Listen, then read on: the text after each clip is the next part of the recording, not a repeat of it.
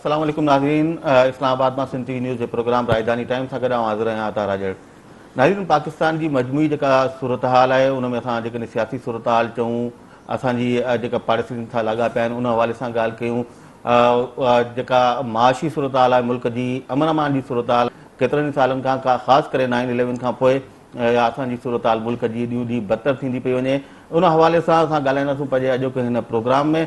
ऐं इन हवाले सां हिकिड़ी ताज़ी रिपोर्ट आई आहे फोरम फॉर पीस जी, जेका फ्रेजाइल स्टेट्स मुतलिक़ आहे। उन रिपोर्ट खे साम्हूं रखी असां मुल्क जी मजमूई सूरत हाल ते ॻाल्हि ॿोल करणु चाहियूं था। मूंखे जॉइन कयो आहे नाले वारे तजनिगार ऐं कालम नवीस जनाब नसीर मेमन साहब। नसीर साहब तव्हांखे भलीकार चऊं था। नसीर साहब, जेका हीअ रिपोर्ट आई आहे फोरम फॉर पीस जी फ्रेजाइल स्टेट्स मुतलिक़, उन में पाकिस्तान खे टॉप 10 कंट्रीज़ में शामिल कयो वियो आहे। असांजे साम्हूं जेके मुख़्तलिफ़ हिन जा रिपोर्ट जा पासा आहिनि उन ते पाण अॻिते हली ॻाल्हाईंदासीं, पर ओवरऑल जेकॾहिं ओवरव्यू हिन रिपोर्ट जो असां करणु चाहियूं त असांजे नाज़रीन खे जेकर तव्हां आगाह कयो त ओवरऑल हिन रिपोर्ट में अहिड़ी कहिड़ी शइ आहे, कहिड़ा बुनियाद आहिनि जंहिंजे बुनियाद ते पाकिस्तान खे टॉप 10 कंट्रीज़ में शामिल कयो वियो आहे? महिरबानी अता, हीउ तमामु हिकिड़ो अहम दस्तावेज़ आहे ऐं फोरम फॉर पीस हिन खे 10 साल अॻु शुरू कयो। हीअ हुनजी 10हीं रिपोर्ट आहे इनफैक्ट। ऐं इन रिपोर्ट जो बुनियादु ईअं आहे त दुनिया जे 178 मुल्कनि जी हिकिड़ी सफ़बंदी थींदी आहे, दर्जेबंदी थींदी आहे। उन में हिकिड़ा 12 उन जा उहिञाण आहिनि, जंहिंमें मां तव्हांखे ॿुधायां हीअ रिपोर्ट जी कापी असांजे साम्हूं आहे। 6 उहिञाण आहिनि सोशल एंड इकनॉमिक इंडिकेटर्स, जंहिंखे चवनि था समाजी ऐं माशी, उन सां लाॻापियल आहिनि। 6 आहिनि सियासी ऐं Askari indicators, political and military indicators. उन्हनि 12 इंडिकेटर्स जो हिकिड़ो पूरो साइंटिफिक फार्मूलो आहे। इंटरनेशनल इदारा आहिनि, ईअं मतिलबु न हूंदो आहे त ॿुधी सुधी ते रिपोर्ट जारी थी, ईअं जेको आम तासुर ॾिनो वेंदो आहे साईं इहो साज़िश पई थिए रिपोर्टूं पई अचनि, ईअं न आहे। बाक़ाइदे ऑथेंटिक रिपोर्ट्स आहिनि। अच्छा, उन जे बेसिस ते हुननि मुल्कनि जी दर्जाबंदी कई आहे, स्कोरिंग कई आहे त 178 मां जेके टॉप जा 10 जंहिंखे फ्रेजाइल जंहिंखे चइजो थो, माना ईअं सम्झो त नाज़ुक हालत में आहिनि। इनखे माज़ीअ में लिखंदा हुआ फेल्ड स्टेट, माना हू चवंदा त इहे रियासतूं हाणे नाकाम रियासतूं। पर पोइ अॻिते हली इहो ख़्यालु आयो त भई हाणे इहो हिकिड़ो तमामु वॾो कमेंट आहे, वॾी जजमेंट आहे। तव्हां चओ त हीअ टोटली नाकाम थी आहे, त पोइ हुननि चयो त ठीकु आहे, हाणे हिनखे फ्रेजाइल था चऊं। हाणे उहा जेका हीअ रिपोर्ट हिन भेरे आई आहे त में पाकिस्तान एक्चुअली 10 नंबर ते आहे। हाणे तव्हांखे ॿ हिन में दिलचस्प, पहिरें त इहो ॿुधायूं ॾिसंदड़ लाइ त उनखां पाकिस्तान खां वधीक ख़राबु हालत में कहिड़ा मुल्क आहिनि। मिसाल ॾखिण सूडान आहे, सोमालिया आहे, सेंट्रल अफ्रीकन रिपब्लिक आहे जिते लगातार क्रिश्चियन ऐं मुस्लिम्स जो वारफेयर पियो थो हले, लगातार क़त्लेआम पियो थिए। कांगो आहे, मज़े जी ॻाल्हि त कांगो ह्यूमन डेवलपमेंट जी जेका एनुअल रिपोर्ट आहे उन में कुझु मामलनि में पाकिस्तान खां बहितर आहे। हिकिड़ो अजीब सिचुएशन आहे त सिहत ऐं तइलीम जे मामले में उनजी अलोकेशन्स कांगो जूं अॼु बि पाकिस्तान खां वधीक आहिनि, अदरवाइज़ पाकिस्तान खां वधीक फ्रेजाइल आहे। सूडान जेको ॾखिण सूडान ऐं हू 2 रियासतूं थियूं, त सूडान हुयो हिकिड़ो, चाड, अफ़गानिस्तान, यमन ऐं हेटी। माना इराक बि पाकिस्तान खां वरी कुझु बहितर आहे। इराक ऐं शाम ॿई पाकिस्तान खां बहितर ॾेखारियल आहिनि। हाणे उन में हिकिड़ी ॻाल्हि मूंखे सम्झ में अचे थी त इराक जो जेको हींअर असां बहरान ॾिसूं था उहो त हिन रिपोर्ट अचण खां पोइ आयो आहे, पर अदरवाइज़ बि इराक को एॾो पीसफुल मुल्क त कोन हुयो। बिल्कुलु। पर जेका ॻाल्हि तव्हां हाणे हिन में को बायस न आहे, मां सम्झां थो त जेके उहिञाणनि ते जॾहिं वेंदासीं त सम्झ में ईंदो असांखे त छो इराक ऐं अफ़गानिस्तान बहितर आहिनि। तव्हां हिन मां अंदाज़ो करियो त आहिनि न किन ॻाल्हियुनि में बहितर। अफ़गानिस्तान जी हेल्थ ऐं एजुकेशन जी एलोकेशन अॼु बि पाकिस्तान खां वधीक आहे।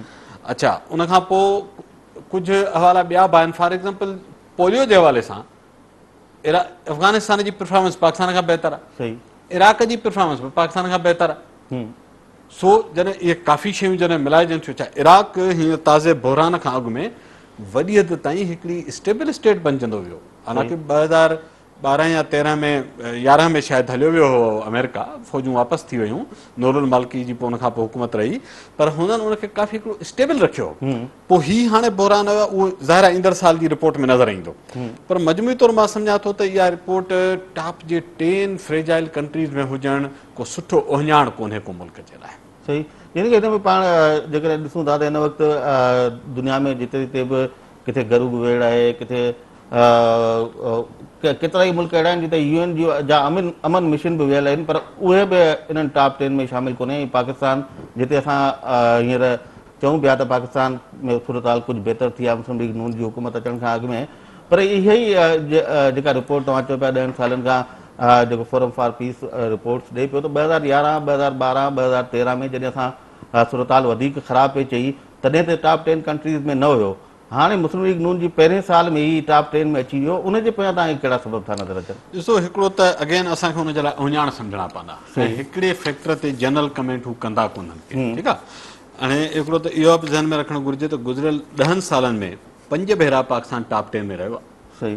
सो एवरेज हर ॿिए साल ते असां टॉप 10 जी फ्रेजाइल स्टेट्स या जंहिंखे हू फेल्ड स्टेट्स चवंदा, रज़ा रबानी साहिब जी हींअर स्टेटमेंट निकिरी आहे, हुन चयो त पाकिस्तान फेल्ड स्टेट कोन्हे, वीक स्टेट आहे। हाणे इहे मुख़्तलिफ़ सोचण जा अंदाज़ आहिनि। हुननि पंहिंजे हिसाब सां रैंकिंग कई आहे। 2008 में पाकिस्तान 9 नंबर ते हो, 2009 ऐं 10 में 10 नंबर ते हो, जीअं हिन साल आयो आहे। ऐं पोइ 2011, 12 ऐं 13 में उनजी रैंकिंग बहितर थी आहे। मां पर्सनल इहो थो सम्झां त इन अरसे दौरान पार्लियामेंट फंक्शनिंग कई आहे, ठीकु आहे। पीपल्स पार्टी हुकूमत सां ॿियूं असांखे 100 शिकायतूं थी सघनि थियूं, पर बहरहाल हिकिड़ो डेमोक्रेटिक सिस्टम हलियो आहे, उहो लोडन बि रहियो आहे जीअं रहियो आहे, उनमें करप्शन रही आहे, ॿियूं हज़ार ख़राबियूं रहियूं। पर जॾहिं ओवरऑल स्टेट जे ढांचे खे थो ॾिजे त तव्हांखे हिकिड़ो फील ऑफ स्टेबिलिटी पे नज़र आयो। सही। ठीकु आहे, हिते हुते सिविल मिलिट्री लाॻापा कुझु बहितर हुया। मां पर मुंहिंजो ख़्याल आहे असां उञाण ॾिसी वठूं न, पोइ असांखे बहितर 12 इंडिकेटर्स थोरो मुख़्तसरन ॾिसूं था। हिकिड़ो आहे डेमोग्राफिक प्रेशर, आबादीअ जे दॿाउ जूं शिकलियूं कीअं आहिनि, डिज़ास्टर्स केतिरा था थियनि, डिज़ीज़िस केतिरा आहिनि, माहौलियात ते कहिड़ो असरु पियो पए, फूड स्कैरसिटी जेका ग़िज़ा जी अणाहठ आहे उहा कीअं पई हले, इहो हिकिड़ो त उन में इनखे था ॾिसनि। ॿियो आहे रिफ्यूजीज़ एंड IDPs, माण्हू माइग्रेट कनि ऐं आरज़ी तौर ते उहे वञी डिस्प्लेस थियनि, हिकिड़ा ॿाहिरां अचनि, ॿिया मुल्क अंदरि ई हिन में डिस्प्लेसमेंट आहे, रिफ्यूजीज़ जी कैंप आहे, IDPs जी कैंप जो ज़िक्र आहे, ऐं ओवरऑल पॉपुलेशन में माण्हू IDPs केतिरा आहिनि। हाणे इहे शयूं ज़ाहिर आहे त उन दौर में निस्बतन घटि हुयूं, सवाइ जे त 2010 ऐं उन में जेके ॿोॾूं आयूं उहे कुदरती आफ़तूं हुयूं, उहे को सियासी रीज़न सवात वारो थियो, वापसि रिहेबिलिटेट थिया क्विकली। अच्छा, ऐं ॿियो आहे हिकिड़ो वञा त मक़ामी तरक़ी जेका मुआशी तरक़ीअ में अणबराबरी, उनखे बि ॾिसनि था त अणबराबरीअ जा उञाण कीअं आहिनि। टॉप जा जेको 10% लेयर आहे उनजी आमदनी केतिरी आहे, हेठियुनि जी केतिरी आहे, उनमें फ़र्क़ु केतिरो आहे, बेसिक सर्विसिस ताईं माण्हुनि जी पहुच केतिरी आहे, इहे बि उञाण हुन में ॾिठल आहिनि। उनखां पोइ ग्रुप ग्रीवेंसिस, मुख़्तलिफ़ जेके ग्रुप्स आहिनि समाज में, उन्हनि जूं कहिड़ियूं तकलीफ़ूं, छा वायलेंस पई थिए उन्हनि में, सेक्टरल वायलेंस केतिरी पई थिए, रिलीजियस वायलेंस, इहे हुननि शयूं ॾिठियूं, एथनिक वायलेंस खे ॾिठो आहे।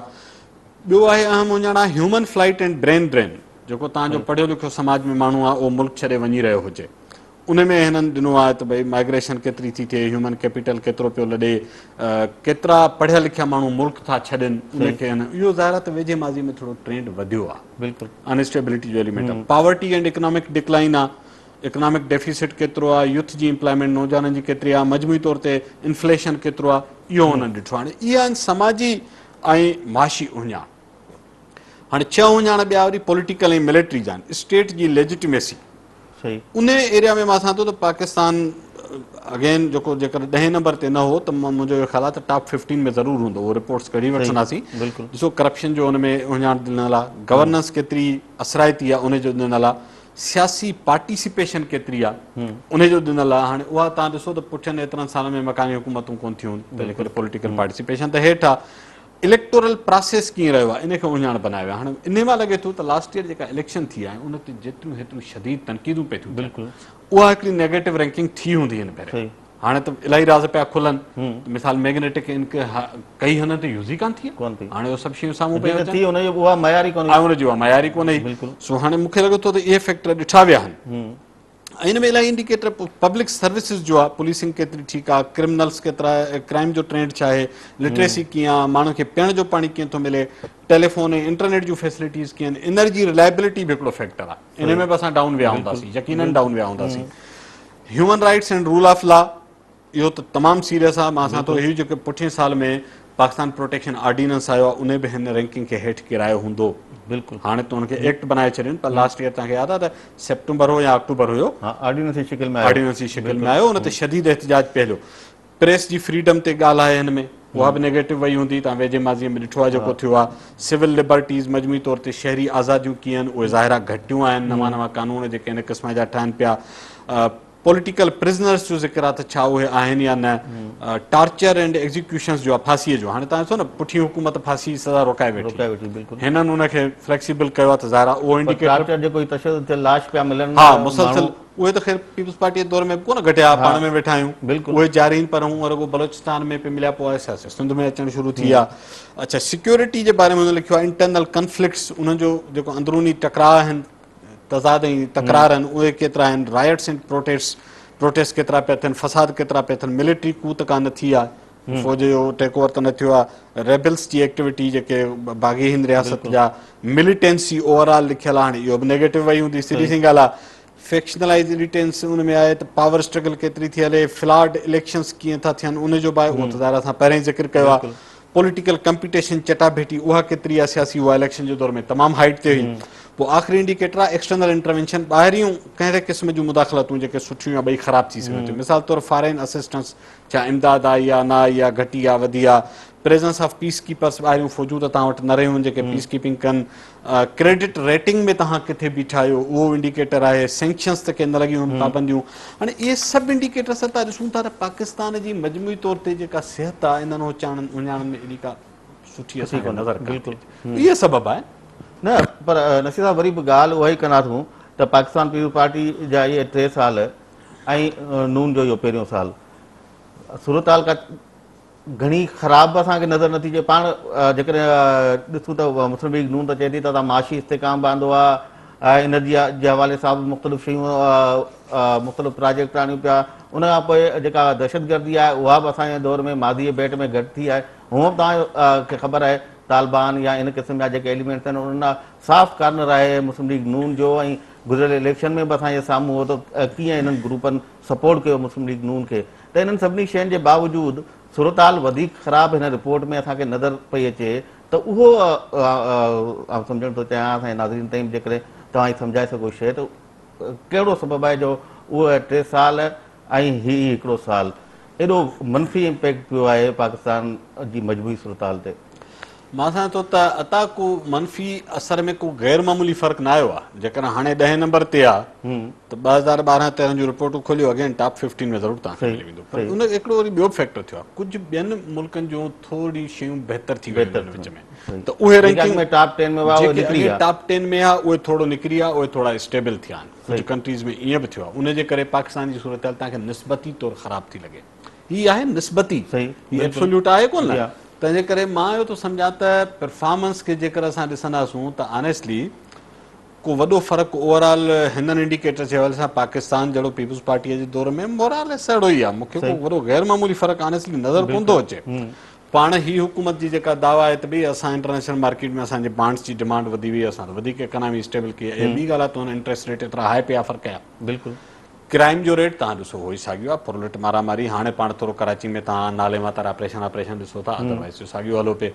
हा, हींअर ईंदड़ साल जी रिपोर्ट में मुंहिंजो ख़्यालु आहे त अञा नेगेटिव इंडिकेटर वधीक ईंदी आहे, हीउ मासिव इन्फ्लक्स थियो आहे, तव्हां 7 लख माण्हू बेघर थिया आहिनि, 9 लख थी विया आहिनि हाणे 9 लख था, इहो बि हिकिड़ो अजीब सम्झ में मूंखे नथो अचे, छो त उते एॾी पॉपुलेशन आहे ई कान, बिल्कुलु इहो बि हिकिड़ो सोचणो ॾिसणो पवंदो त 9 लख आहिनि केरु, त 98 पॉपुलेशन में पूरी फाटा जी जेका आहे सेंसस में फाटा जी पॉपुलेशन आहे 7.7 लख। हा, त वज़ीरिस्तान मुंहिंजो ख़्यालु आहे थोरो पॉपुलेटेड आहे, 3.3 लख रहियो हूंदो, इन खां मथे कोन हूंदो, 50% एजेंसीज़ आहिनि, हा ॿियूं एजेंसीज़ आहिनि, हेॾियूं सारियूं वॾियूं एजेंसीज़ आहिनि, छा उन खां पोइ ही 9 लख त हेॾां था अचनि, 1.25 लख माण्हू चए थो अफ़गानिस्तान विया आहिनि बॉर्डर क्रॉस करे, सो इन में आहे को घपलो, पुराणा माण्हू वज़ीरिस्तान जा उते रहनि था, हाणे या हर घर जा 2 फैमिली वारा अलॻि पिया रजिस्टर कराइनि, कुझु थींदो हूंदो, सो ख़ैर उहो हींअर बहस जो मौज़ू कोन्हे, टाइम हिकिड़े ब्रेक जो थियो आहे, ब्रेक खां मोटूं त हिन ते वधीक पाण ॻाल्हायूं था, नाज़रीन असां सां गॾु रहजो, अचूं था।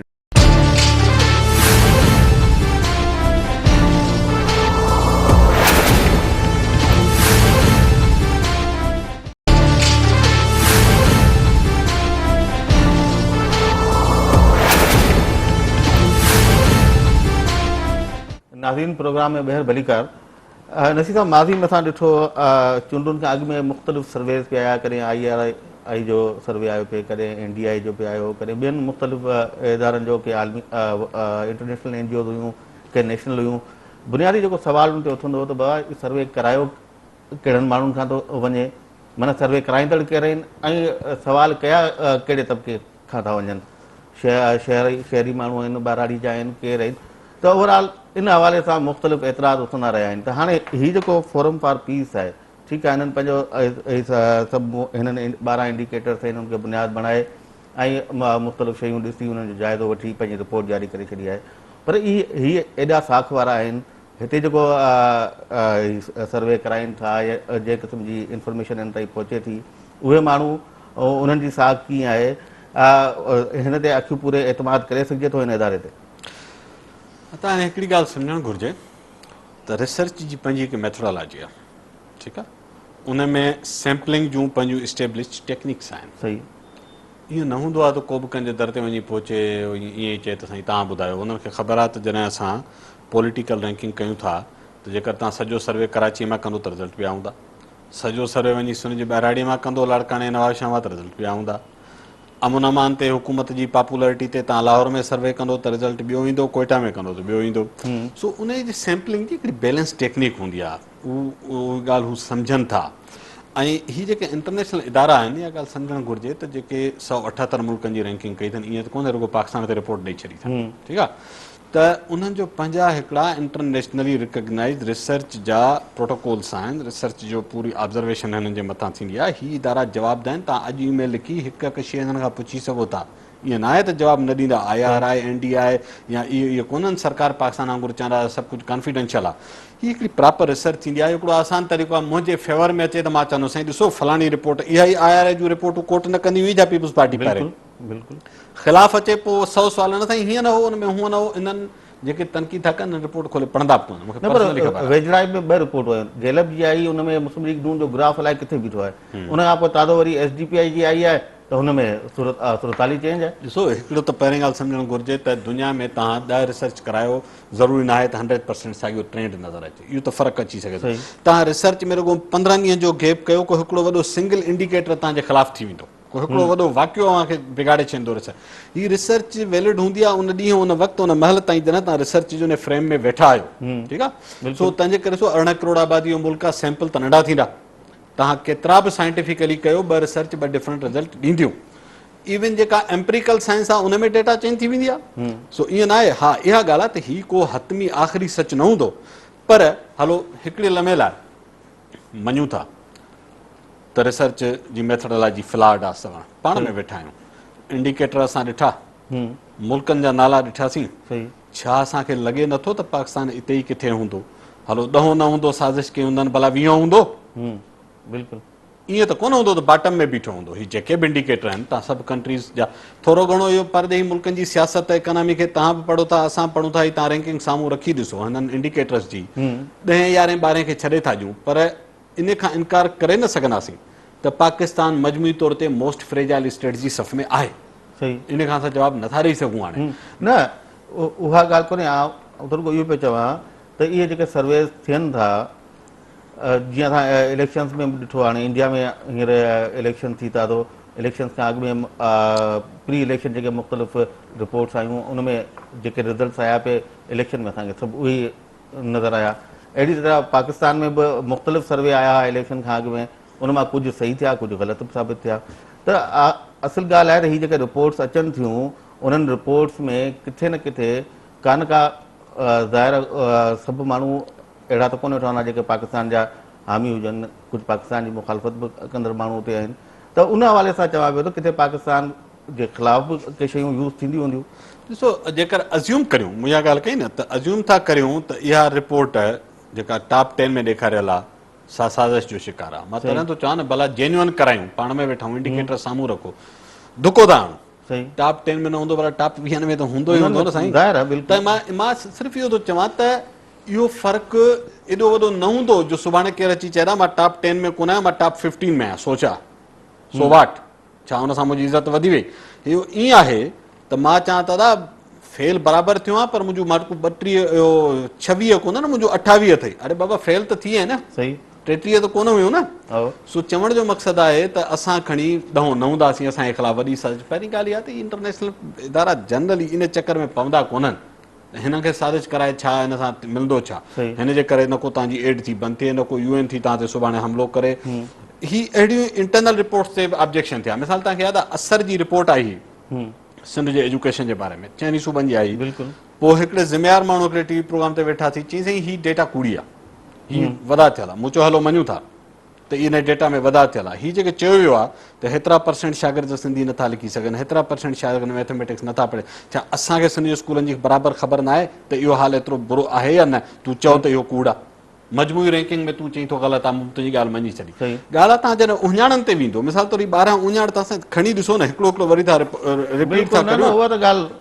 त मां इहो थो चवां त रैंकिंग में को तव्हां सां ॾंडी हणी वञे, बेमानी करे वञे, हलो हिकिड़ी घड़ीअ लाइ फ़र्ज़ु था कनि, पर ओवरऑल सिचुएशन सुठी त आहे ई कान। जेका मूंखे एज़ अ पेशेंट, जेकर मां ख़ुदा न ख़ास्ता मरीज़ हुजां, मूंखे बुखार 101 डिग्री हुजे या 103 डिग्री हुजे, आहे त बुखार न? बिल्कुलु।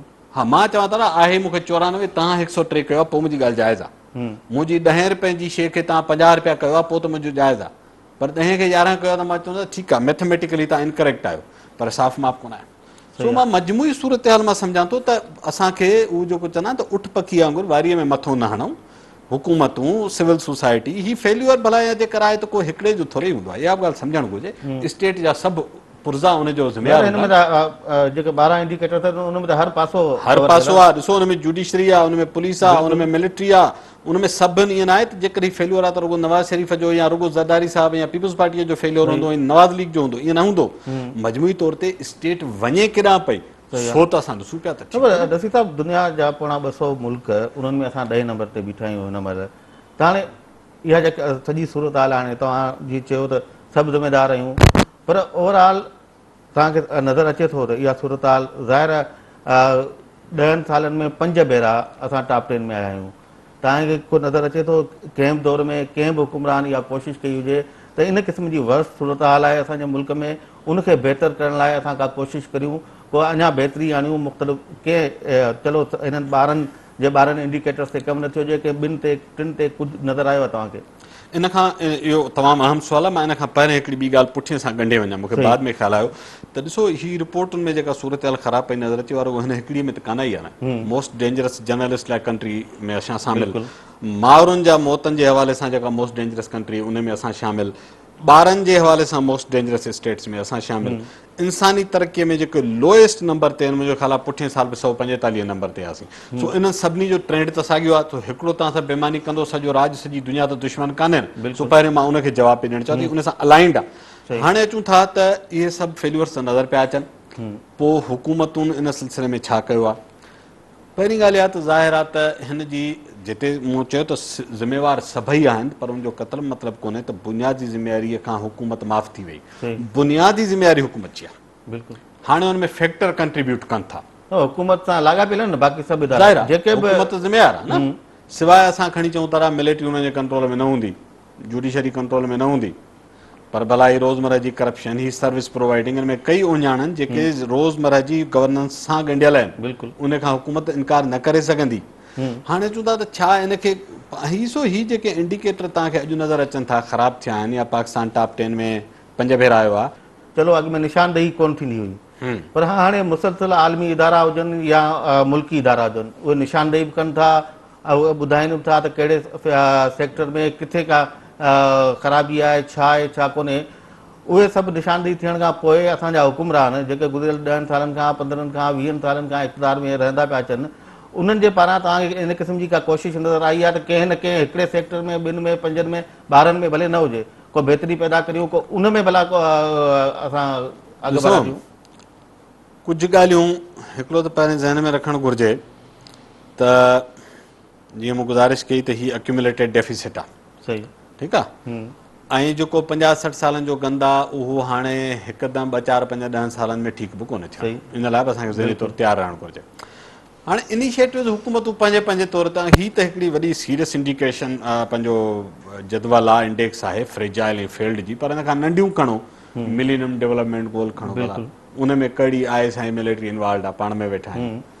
तव्हां हिन साल सिंध जी बजट ॾिठी आहे?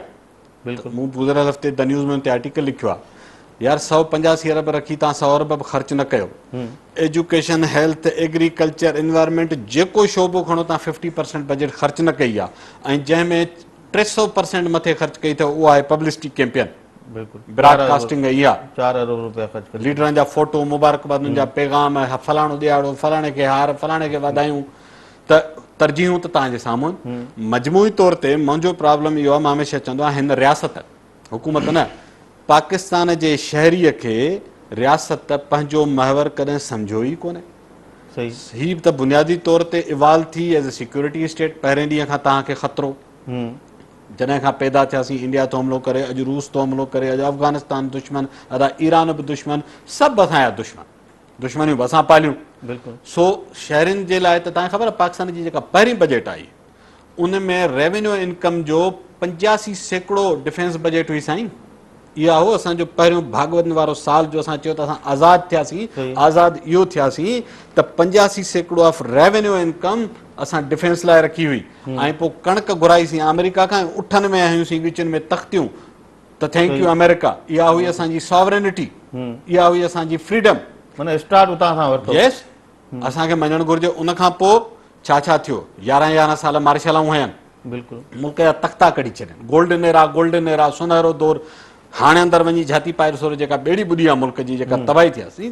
माशी तौर ते 4 फैक्ट्रियूं मोटर वेठा आहिनि, ॿी ॻाल्हि आहे उहो त पोइ अंग्रेज़ सभ खां चङा हुया। पोइ पाकिस्तान में बेस्ट लेवल जो रेलवे निज़ाम अंग्रेज़ ठाहियो, नहरी निज़ाम अंग्रेज़ ठाहियो, रेवेन्यू निज़ाम अंग्रेज़ ठाहियो, पुलिस निज़ाम अंग्रेज़ ठाहियो। तव्हांखे त मेंटेन बि कोन थो थिए। जेकर इहे ओञाणनि ते तव्हां गोल्डन एरा तय कंदो त पोइ गोल्डेस्ट एरा त गोल्डन एरा त अंग्रेज़ जो हुयो। तव्हां सियासी तौर तख़्ता कढी छॾिया मुल्क जा। बिल्कुलु। तव्हां बुनियाद परस्तीअ खे वधायो, तव्हां इंस्टीट्यूशन तबाह कया, तव्हां मिलिट्री डिक्टेटरशिप, हाणे मिलिट्री खे बि बदनाम ऐं तबाह कयो हिकु इदारे जे स्तर में। मिलिट्री खे छा मिलियो आहे? कहिड़ी इज़त हासिल थी आहे पाकिस्तान जी मिलिट्री खे? हिन मां मिलिट्री जो इंस्टीट्यूशन सोचे त डिक्टेटर त उनजा दुश्मन हुया। बिल्कुलु। पोइ वरी तव्हां 4 साल मुल्क अञा तव्हां जान मस छॾाई, वरी 71 में मुल्क ॿ टुकड़ा थियो सभिनि जे साम्हूं आहे। अॼु तव्हां अरिड़हीं तरमीम में ज़रे घटि सभु शयूं ॾियो पिया न जेके मुजीब घुरियूं।